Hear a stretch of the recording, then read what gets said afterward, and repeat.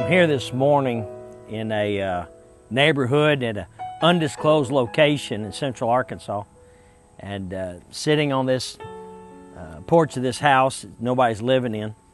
And little rural area like this is very comforting. A lot of times you live in a neighborhood, you get to know your neighbors, get to know who they are, a little bit about each other's families. It's not uncommon in central Arkansas, and in many places in this state, to go out, get yourself something to drink, sit on the front porch, have people come by and just have a conversation. And that's kind of a part of Americana that's gone, that's missed. The advent of television and indoor air conditioning, you don't have a lot of front porch community anymore. I think that's kind of necessary, especially when you live in a community and you're not real sure of what's living around you.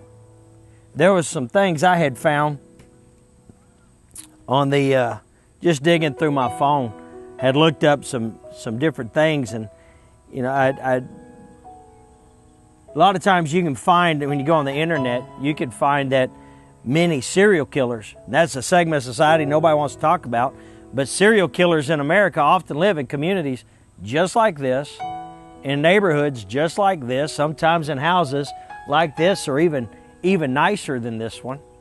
And I was looking at a couple. One guy's by the name of Walter Ellis. Walter Ellis is on a top 10 list of serial killers in America. He was known as the Milwaukee North Side Strangler. For about 21 years, he wound up killing 7 different women. And, you know, here he was, a guy who lived not unlike a house like this, in a community like this, and had neighbors, had people all around that knew him, called him by name, but had no idea of what his record was. There was another guy he lived in England. His name was Steve Wright. Steve Wright was described as being the most boring man in the world. This was his golf buddies that called him this. And he created a persona of a dull, average forklift driver with a normal marriage, and everybody bought it. And it says here that the reality was much darker and deeper. He had a violent temper, a record for petty crimes, which culminated in a 6-week spree somewhere in England that left 5 women dead.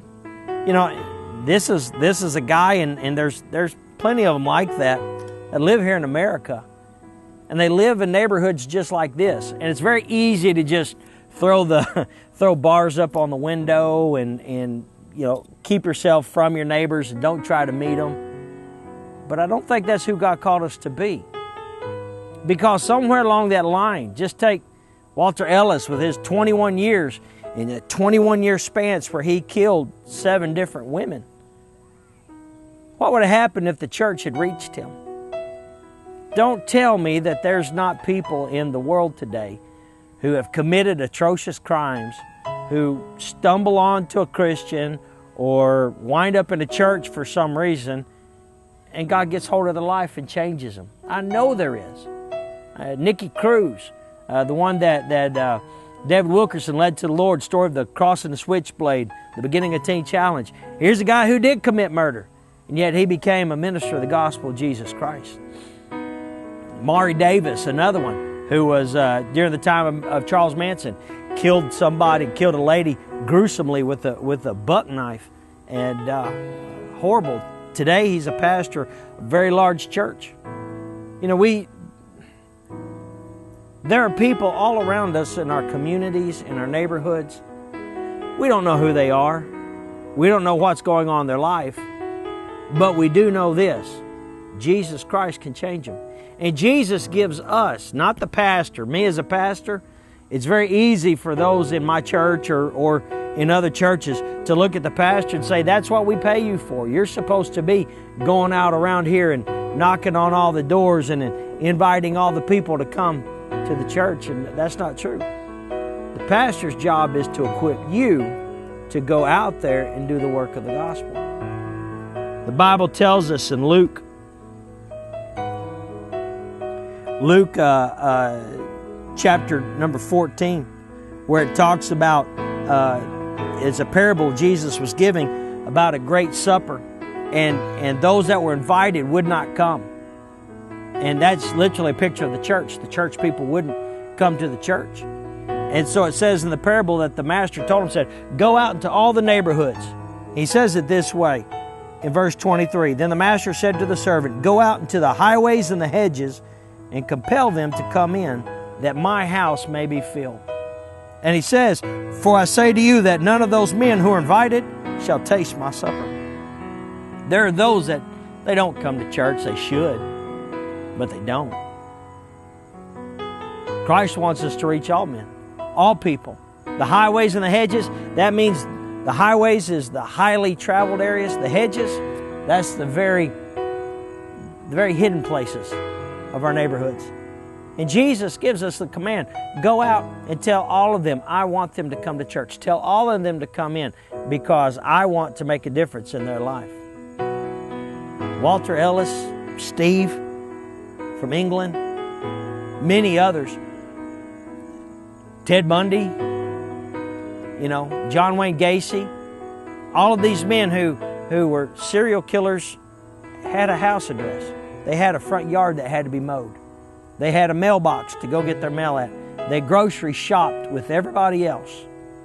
My question is where was the church? Where was the church to reach them? I want to challenge you today to have a little more of a neighborhood mentality when it comes to the Great Commission.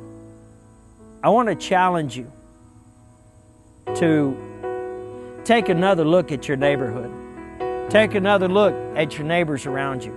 Take another look at their life. And instead of looking at it through your own eyes, start looking at it through the eyes of Jesus Christ. There could be those around you that are desperately needing God. They look like they got it all together, but they really don't. But you do. You know the Word of God. You got a church that you go to that has something to offer. The only way that they're going to be able to bridge their broken down life with the recreating Master is through you.